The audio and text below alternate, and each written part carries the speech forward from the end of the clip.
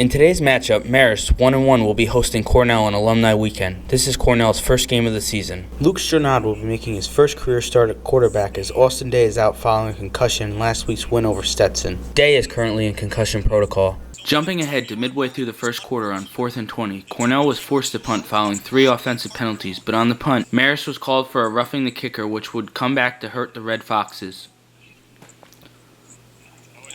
Later in that drive, on 4th and goal, Cornell quarterback Mike Catanese was able to sneak the ball into the end zone for a 1-yard touchdown to give Cornell an early 7-0 lead.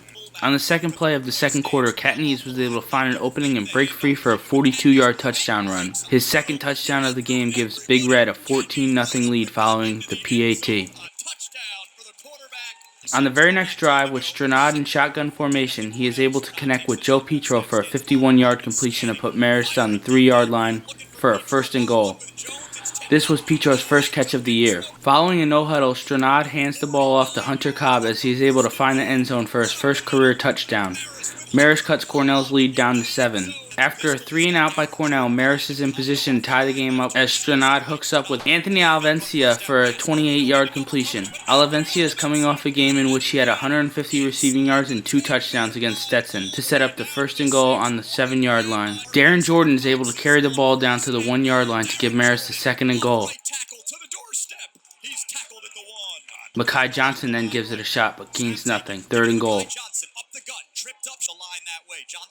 Stranad throws it up to Alavencia but is ruled out of bounds. Following a timeout by Marist, it's 4th and goal and Stranad tries a quarterback sneak but is stopped at the line of scrimmage for a turnover on downs. On the handoff, Catanese loses the ball and it is recovered by Alex Bergen and the Red Foxes at the 21-yard line. Marist is unable to capitalize on the turnover. Jumping ahead to the 3rd quarter on 2nd and 7 at the 11-yard line, Catanese tosses the ball to Harold Coles, who was able to find the end zone. Coles led the game in rushing with 127 yards on 16 carries. On 2nd and 17 at the 20-yard line, backup Richie Kenny is intercepted by Ryan Webb for a touchback. This was Webb's first career interception. It's intercepted in the end zone by the Red Foxes.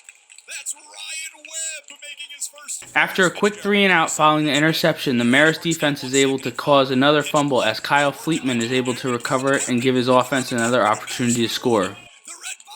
Cornell was able to seal the game following a stop at the 1-yard line when Deshaun Miller was met at the line of scrimmage by Justin Bedard and Jelani Taylor. That was the second goal line stop Cornell had at the 1-yard line. This was a game of missed opportunities for the Red Foxes as they fall to Cornell 21-7.